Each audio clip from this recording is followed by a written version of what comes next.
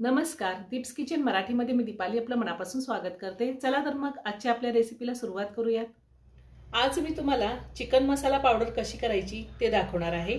हा मसाला वापरून तुम्ही चिकन करी, चिकन सुक्क करू शकता। अगदी व्हेज रसा भाजी असेल तर त्या भाजीमध्ये सुद्धा आपण हा मसाला घालू शकतो। भाज्यांची चव मात्र एक नंबरच येणार। तर यासाठी आपल्याला काय साहित्य लागतं ते आपण पाहूया।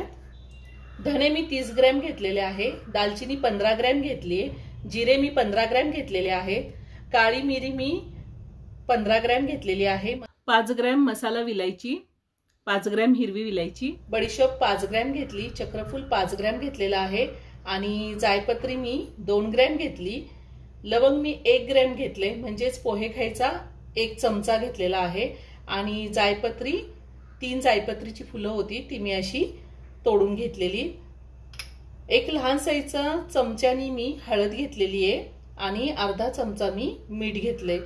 आपल्याला तमालपत्र लागणारे 5 पानं घेतलेली आहेत आणि 5 मी सुक्या लाल मिरच्या घेतल्या आहेत। मी गॅसवर पॅन ठेवलाय, त्यामध्ये धने घेते, त्यातच आपल्याला जिरे घ्यायचे,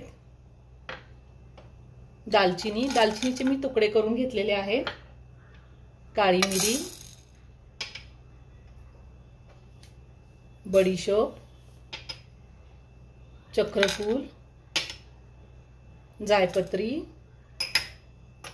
मसाला विलायची, हिरवी विलायची आणि लवंग।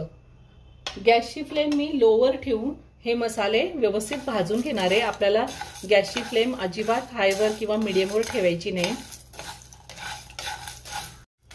मी ह्या आधी सुद्धा कोल्हापुरी कांदा लसूण मसाला, गरम मसाला याची रेसिपी अपलोड केलेली आहे आणि त्याची लिंक मी डिस्क्रिप्शन बॉक्समध्ये दिली आहे, तुम्ही पाहू शकता। अजूनही तुम्ही माझं चॅनल सबस्क्राइब केलं नसेल तर नक्की सबस्क्राइब करा आणि शेजारी बेल आयकन क्लिक करा, म्हणजे मी ज्या रेसिपी अपलोड करते त्याचं नोटिफिकेशन तुम्हाला मिळेल आणि तुम्ही माझ्या रेसिपी बघू शकाल।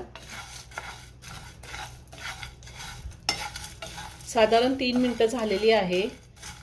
मसाला मी चांगला परतून घेतलाय, त्यातच मी तमालपत्र घालते। तमालपत्र सुद्धा मी तोडून घेतलेले आणि मिरची सुद्धा मी तोडून घेतलेली आहे।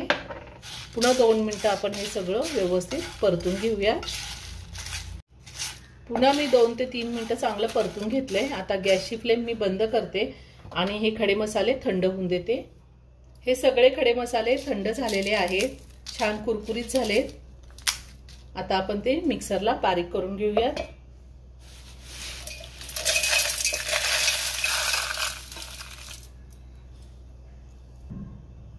आता आपण ह्यामध्ये हळद घालूयात, मीठ घालायचंय आणि हे मिक्सरला बारीक करून घ्यायचंय। आपला चिकन मसाला तयार करून झालेला आहे, खूप छान झालाय, खूप छान सुगंध येतोय। आता मी तो प्लेटमध्ये काढून घेते।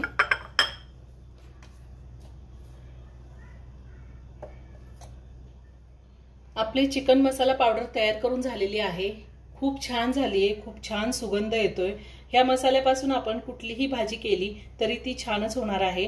हा मसाला 7 ते 8 महिने व्यवस्थित टिकतो आणि मसाला आपण काचेच्या बरणीमध्ये स्टोअर करू शकतो। तुम्हाला जर व्हिडिओ आवडला असेल तर व्हिडिओला लाईक करा, शेअर करा। रेसिपी आवडली असेल तर कमेंट करून नक्की कळवा। पुन्हा भेटूया अशाच एका छानशा साध्या आणि सोप्या रेसिपी बरोबर। धन्यवाद।